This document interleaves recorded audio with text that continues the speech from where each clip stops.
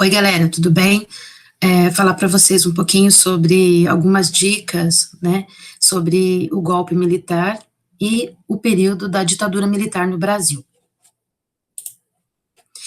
Eu gostaria que vocês pensassem o golpe de 1964 como uma questão principalmente de uma violação de direitos humanos, tá? Eu vou, como para o vídeo não ficar muito extenso, eu vou tentar ser o mais objetivo possível, tá? E já que nós fizemos a reunião de manhã e não tinha quase alunos, eu vou dar algumas dicas para vocês sobre esse assunto, com as principais informações, tá? Então, nós temos aqui o golpe militar, que foi em 1964, é um período no Brasil que vai ser governado, então, por presidentes da linha dos militares, né, e nós temos aí um período que vai de 1964, quando instaura-se o golpe, e dura até 1985, tá, quando, então, nós temos aí o período conhecido como ditadura militar no Brasil. Esse período, gente, entender que ele foi feito tanto por civis quanto por militares, tá? Por mais que o governo ele foi governado por presidentes da linha da ala do exército, né? Entender que ele teve apoio, sim, da população, senão ele não teria acontecido também. Outra característica importante é o antecedente, né? O que estava acontecendo, qual era o contexto do Brasil para que, então, antes do golpe militar.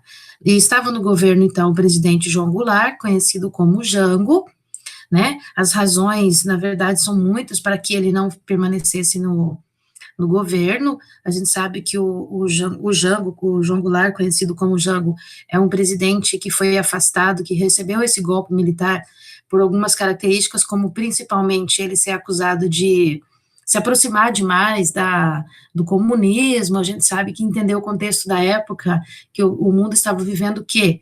Uma guerra fria, por exemplo. Então, essa bipolaridade entre comunistas, socialistas e capitalistas, o Brasil também ele está envolto nesse processo.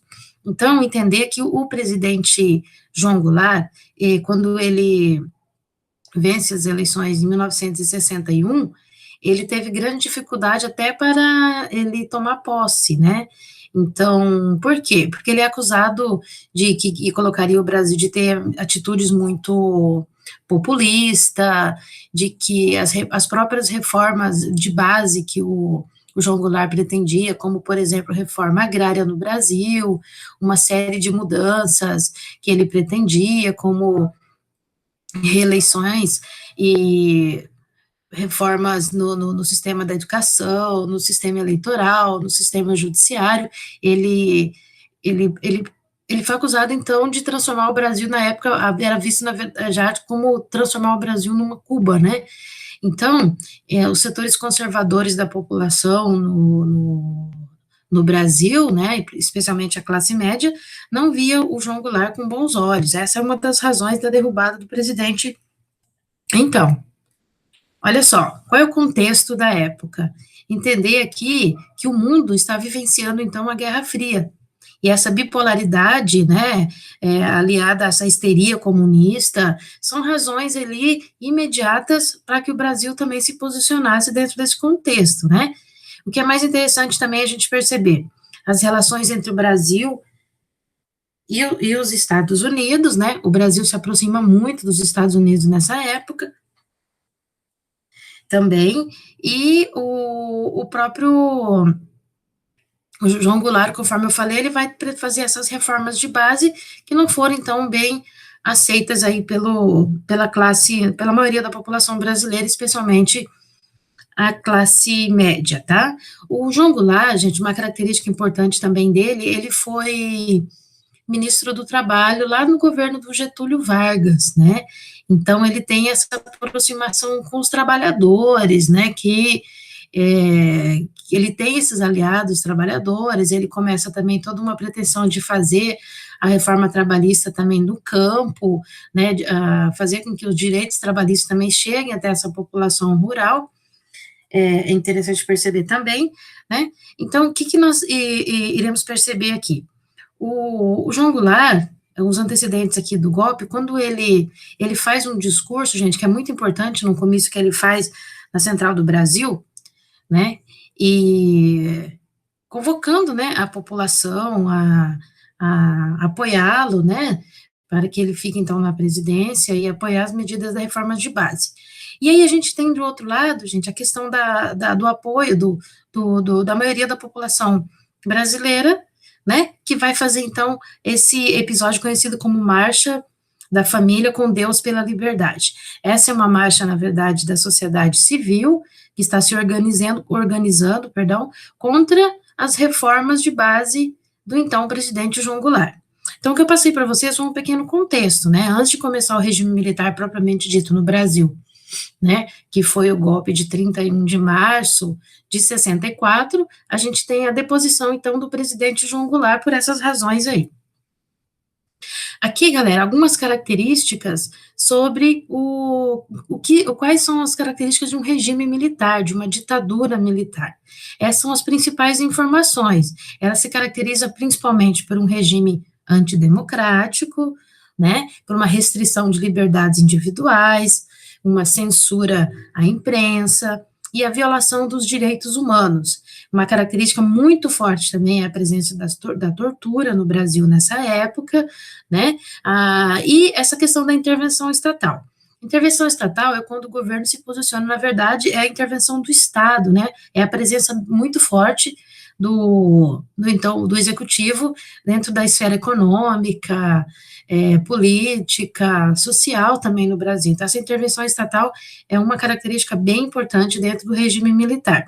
E uma outra que é a supressão dos direitos individuais, atrelado principalmente à ausência de eleições diretas.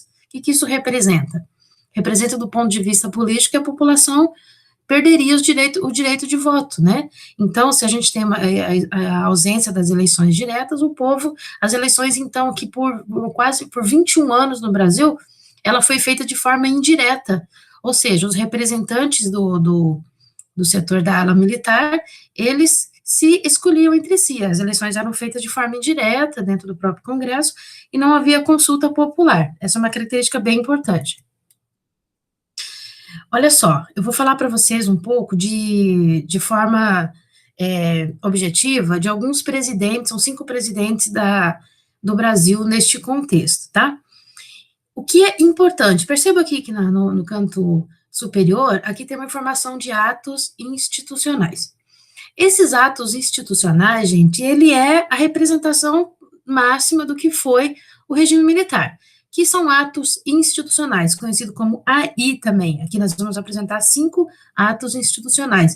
Eram mecanismos, né, dos presidentes militares que faziam a legalização e a legitimação do próprio regime militar. Ou seja, a partir do momento em que há a imposição desses atos institucionais no Brasil, eles estão, então, determinando, né, orientando qual será a prática desses governantes. Aqui, o primeiro presidente que vocês estão vendo aqui é o presidente Castelo Branco, ele vai governar de 64 a 67, e no governo dele vai ser implementado esses atos institucionais que vocês estão vendo. O ato institucional número 1, ele é tão importante porque ele, na verdade, vai fazer o quê?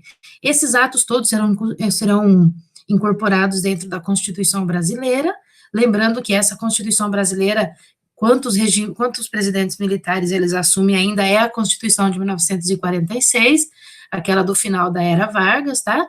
E vocês vão perceber o seguinte, olha a característica de cada ato que está aqui representado. O ato institucional número 1, ele prevê o quê? Eleições indiretas para presidente e a perseguição a opositores, tá? Aí eu coloquei dois exemplos ali, que é a UNE e os sindicatos. A UNE é a União Nacional dos Estudantes, né, que foi perseguida porque fazia uma oposição ferrenha ali ao militarismo do Brasil, e os sindicatos que foram considerados, então, movimentos subversivos, movimentos que estão aí contrário ao pensamento do governo, né, então foram duramente perseguidos nessa época.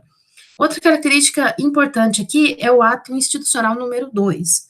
O ato institucional número 2, gente, ele vai prever agora o bipartidarismo. Então, vai desaparecer aquela questão de multipartidarismo no Brasil, ou pluripartidariedade, com vários partidos no Brasil, eles vão ser extintos né? Então, a gente vai ter aqui a presença de apenas dois, por isso bi, tá? A Arena, que é a Aliança Renovadora Nacional, que é da ala dos militares, e o MDB, que faziam oposição. Galera, é importante perceber aqui que esse MDB que está fazendo oposição não é uma oposição tão forte assim, não é uma oposição tão opositora, vamos dizer, nesse sentido, porque esse movimento ali do MDB aqui no Brasil, ele continua, na verdade, como fazendo uma coisa meio conservadora também do ponto de vista político, tá? Então, não é uma presença muito forte de uma oposição como a gente conhece. O ato institucional número 3, ele vai ainda aumentar os poderes, né, dos representantes no Brasil, dos presidentes, e agora também ela vai prever eleições indiretas para governadores e prefeitos. Se a gente já tinha ali as eleições indiretas para presidente, isso vai agora acontecer também no caso dos governadores e prefeitos. Ou seja, o Brasil agora ele vai ser totalmente governado por presidentes e governadores e prefeitos, todos de uma ala que tivesse uma mesma decidência, né? Isso é muito importante.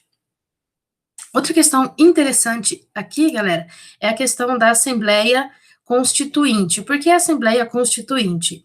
Eu gostaria que vocês percebessem a questão aqui, principalmente, olha, em 1967, a gente vai ter aí uma nova Constituição, né? Então, por isso a convocação de uma Assembleia Constituinte, e nessa Constituição de 1967, todos esses atos institucionais, eles serão incorporados à Constituição brasileira. Olha só, geralmente os vestibulares, ou o Enem, né, costuma muito cobrar os atos institucionais, mas principalmente um ato que é bastante cobrado aqui neste contexto, é o ato institucional número 5. Olha só, galera, preste atenção nesse ato institucional número 5 aqui. O ato institucional número 5, ele foi feito pelo presidente Costa e Silva, tá? O presidente que vai governar de 67 a 69. Olha aqui, se vocês perceberem, preste atenção aqui, a característica principal aqui do ato institucional número 5. Vai extinguir partidos, garantias suspensas e eleições indiretas, mas principalmente ele vai estabelecer uma censura prévia muito grande. Vamos dizer que o ato institucional número 5, ele seja a grande personificação do regime militar, né? Ele que dita realmente, aqui a gente vai dizer que a gente está realmente numa ditadura, né? Onde são feitas supressão dos direitos individuais, há uma perseguição aos jornais, há uma perseguição às letras de músicas, a peças teatrais, artistas que vão ser expulsos do Brasil, ou então que estão fazendo música, os festivais ali que davam jeito de colocar algumas letras de uma maneira ali, trocando numas metáforas, né, porque os jornais da época foram bastante perseguidos, né, quando todos eles eram censurados, quando o governo militar publicasse alguma coisa que não estava de acordo com que o presidente, assim, o determinava, assim, esperava, eram todos perseguidos. Então, assim, o ato institucional número 5 é o ápice do regime militar no Brasil, na implantação da ditadura e do horror. A gente vai ter também uma característica, é o final do habeas corpus, que é muito importante perceber isso, ou seja, uma pessoa, por exemplo, poderia ser preso sem um mandato judicial, por exemplo, né, ou então sem direito a uma liberdade prévia, né, é uma característica muito importante. O ato institucional número 5 também, estabeleceu o direito de cassar mandatos políticos, né, a gente vai perceber aqui que muitos, além de mandatos políticos, gente, é interessante a gente sempre lembrar de uma situação aqui, que é o Partido Comunista do Brasil. O Partido Comunista no Brasil foi colocado na ilegalidade neste período, né? Haja visto o próprio, que eu falei para vocês no início, o próprio João Goulart, ele nem era do Partido Comunista, gente, ele era do Partido Progressista, mas por se aproximar, né, por ter razões que eu já falei para vocês de serem muito populistas, então, na verdade, era considerado também um comunista na época, e o Partido Comunista foi bastante perseguido, foi colocado na ilegalidade neste período. Outra questão importante também é a pena de morte, que foi feita no Brasil, ela começa a existir nessa época, a pena de morte e a prisão perpétua dentro do ato institucional número 5. Então, se a gente pegar a Constituição de 1967, vocês irão perceber que a Constituição de 1967, ela vai, então, ser incorporada, né, esses atos institucionais aí. Pessoal, vou passar um pouquinho para vocês um trechinho do ato institucional número 5 nessa reportagem aqui, para vocês terem um exemplo da situação do Brasil na época.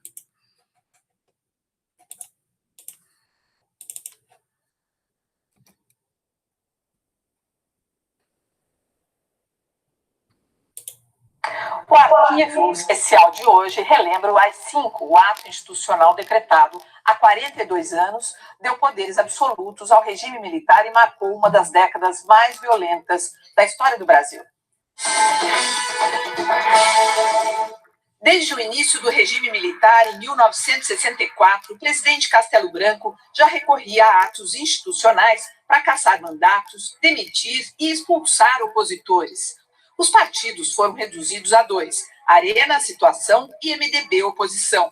Em 68, em meio a uma série de confrontos e manifestações de rua, a oposição ganhou força e os militares de linha dura passaram a pressionar pelo fechamento do regime. O pretexto veio com o discurso do deputado Márcio Moreira Alves na Câmara dos Deputados em Brasília, criticando o regime. No dia 12 de dezembro, numa sessão histórica, a Câmara negou licença para que o deputado fosse processado. O projeto foi rejeitado. No dia seguinte, o Conselho de Segurança Nacional se reuniu no Palácio das Laranjeiras, no Rio de Janeiro, e, a pedido do presidente Costa e Silva, aprovou o ato institucional número 5. No interesse nacional, poderá decretar a intervenção dos estados e municípios sem as limitações previstas na Constituição. Excluem-se de qualquer apreciação judicial todos os atos praticados de acordo com esse ato institucional. Fica decretado o recesso do Congresso Nacional a partir desta data.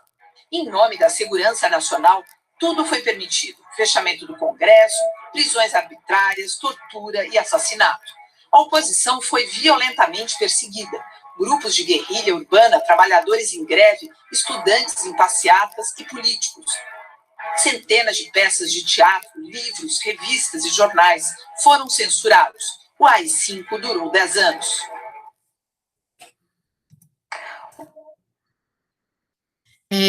Continuando, gente, a aula, tá?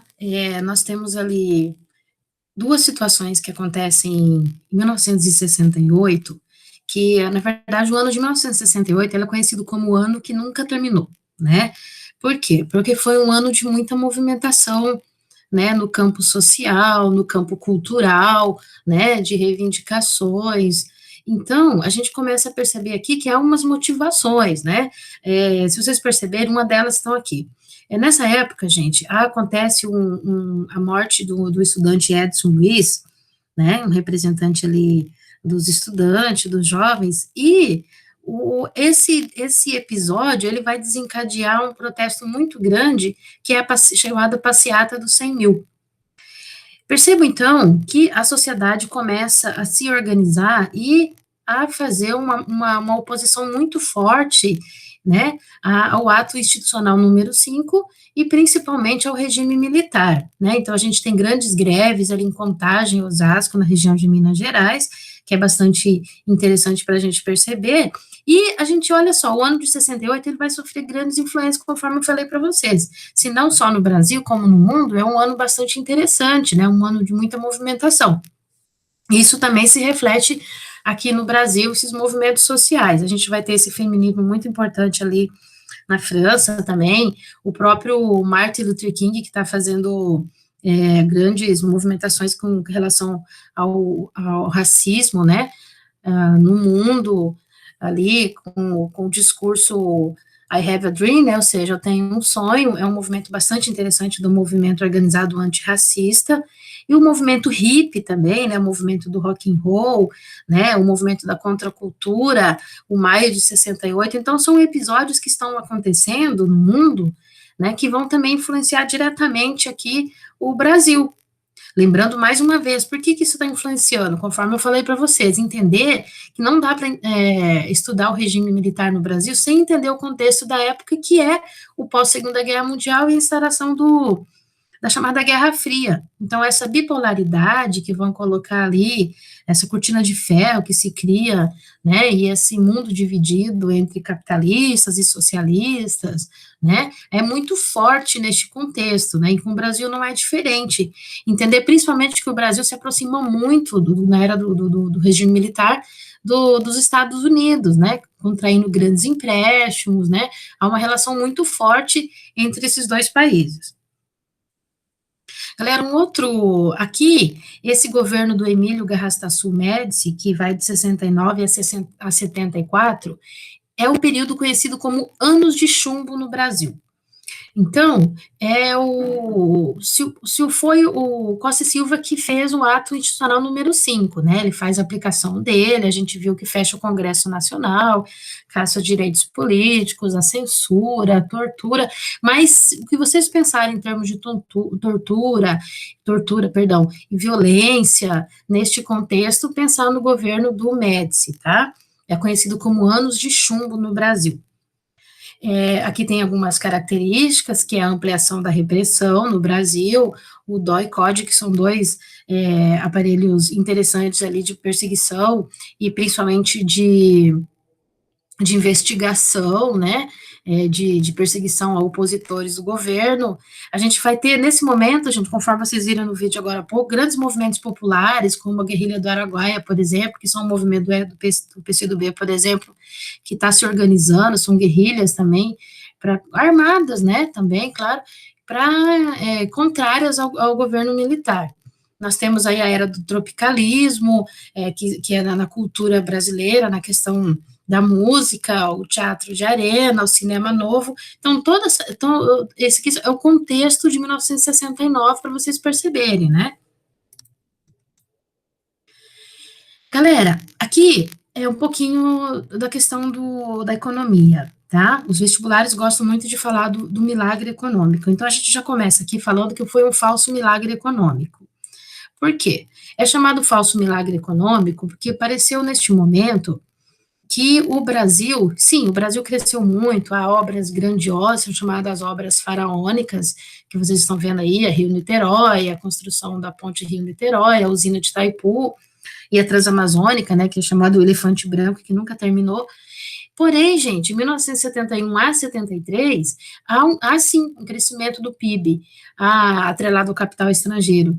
Mas por que, então, é chamado de falso milagre econômico? Porque isso tudo teve um custo muito alto para o Brasil, né? Se o Brasil já vinha contraindo muita dívida, desde o governo do JK, por exemplo, do Juscelino Kubitschek, lá em 56, ele só aumenta. Então, a dívida externa no Brasil, ela é muito grande devido aos grandes empréstimos, a gente tem uma inflação muito alta. Então, no campo econômico, no campo político, sim, o Brasil cresce, mas tem um preço muito grande a se pagar. Vocês estão vendo um cartaz aqui? Esse aqui são exemplos de propagandas positivas que o governo passava, né? Essa taça que está ali é da Copa de 1970, quando depositou-se, na verdade, muita expectativa, porque o Brasil é o país do futebol, né? Pelo menos já foi, e de incentivo, né, das pessoas ali. Olha só, então é chamado propaganda ufanista, né, o ufanismo do governo do Médici, porque essa ideia de você ter esse patriotismo, de você ter essa coisa de, olha só, outro cartaz aí, Brasil, amo, eu deixo, tudo é uma propaganda muito positiva que o governo fazia em torno da situação, em torno da economia do Brasil. O que isso representa do ponto de vista da transparência política? Representa, a gente perceber o seguinte, né, que enquanto, vamos perceber que o povo, na verdade, ali, né, a camada menos favorecida, estava passando por grandes dificuldades, ainda assim passava-se uma imagem de um Brasil potente, de um Brasil com uma economia forte, de um Brasil, né, de um Brasil que era superior em vários aspectos, né, então aquela questão de você, do nacionalismo muito forte, um nacionalismo exacerbado, vamos dizer assim, que a ideia da campanha de uma propaganda muito positiva que o governo fazia em torno do Brasil, né, mas que, na verdade, a gente vai ter ali uma crise muito grande se instaurando no Brasil, uma dívida externa que só aumenta, uma concentração de renda nas mãos de poucas pessoas, que é a classe média no país, né, ela não, devido ao arroxo salarial, não se aumentava o salário dos trabalhadores nessa época, né, então o salário muito baixo, não tinha aumento também, vamos dizer assim, e nós temos aí um índice de desenvolvimento humano muito baixo, né, então, tudo isso é muito contraditório, né, então, se uma coisa era você passar uma imagem muito positiva, uma coisa, a realidade, era o Brasil que estava vivendo uma crise muito grande, tá? Gente, esses dois presidentes aqui, o Ernesto Geisel, né, o presidente Ernesto Geisel e o João Batista Figueiredo, eles têm uma característica diferente, por exemplo, do Costa e Silva e do Médici, porque eles são chamados presidentes de uma ala mais branda. Enquanto que os outros dois presidentes que eu acabei de dizer para vocês, o Médici, o Costa e Silva, é chamado de uma linha mais dura, né? Então, entender que dentro do próprio exército, né, dos militares, eles não tinham um pensamento coeso, né? Existia uma linha mais, vamos dizer assim, conservadora, uma linha mais branda, e falando em linha branda, a gente vai ter a questão do Gás e do Figueiredo. São esses dois presidentes, gente, especialmente aqui começando pelo Ernesto Geisel, que vai dar alguns movimentos, já que a gente vai começar a perceber que o regime militar começa a entrar em crise. A frase muito importante que costuma muito cair também em provas é essa abertura lenta, gradual e segura. Então, o que significa essa frase, né? Então, essa abertura lenta, tudo muito aos poucos, o regime militar não acabaria da noite para o dia, né? Então, o governo dizia o seguinte: ele vai terminar, só que de uma maneira um pouco lenta, né? Em alguns aspectos que é gradual, aos poucos, e de uma forma segura, né? Segura para quem? Segura para os militares, é claro, né? Havia uma forte oposição já, uma forte reivindicação popular contra o regime militar. Nós temos aqui, gente, a criação, percebo que vai acontecendo umas medidas, assim, meio liberais, né, uma coisa que vai meio contrária ao pensamento da linha dura. Olha só, a Lei Falcão, por exemplo, de 1978, ela faz o controle da propaganda eleitoral, a gente tem o pacote de abril, o novo calendário eleitoral, né, então, o que a gente representa esse novo calendário eleitoral aqui? Por mais que existisse a tentativa de fazer uma eleição no país, os governadores seriam biônicos, ou seja, os governadores seriam representados por ala militar ainda. Uma questão bastante importante aqui é a lei da anistia, gente. A lei da anistia de 1979, ela previa, então, a volta de presos que foram exilados. Ela é contraditória do ponto de vista que, mesmo pessoas que foram expulsas do país, Caetano Veloso, artistas, ela foi muito útil nesse aspecto, mas, porém, ela vai também privilegiar criminosos, né? Ela vai libertar também criminosos militares, do regime militar. A gente vai ter o fim do bipartidarismo nessa época, então a gente vai ter a volta do PMDB, do PT, do PDT, e aí o que é importante a gente perceber aqui, gente, a volta, uma campanha começa a instaurar-se no Brasil, né, ali em 1983, que é a campanha pelas diretas já. O que isso representa? Representa a reivindicação do povo para que haja eleições diretas novamente. A outra manchete de hoje. Passeata e comício pelos diretas em São Paulo. Nossos repórteres falam de lá ao vivo.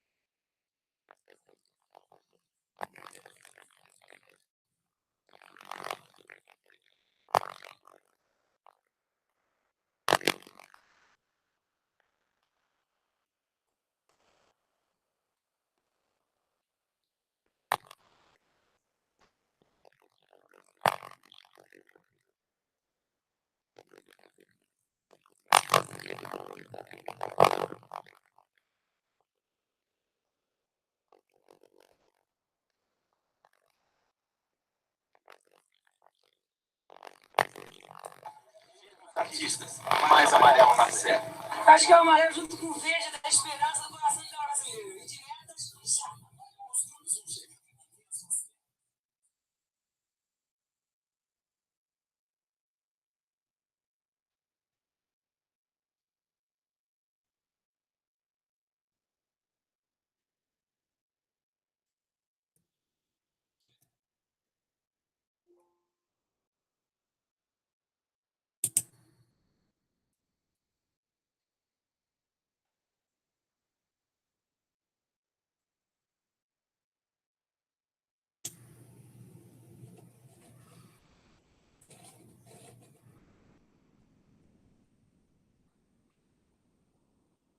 Pessoal, então, eu paro aqui, tá?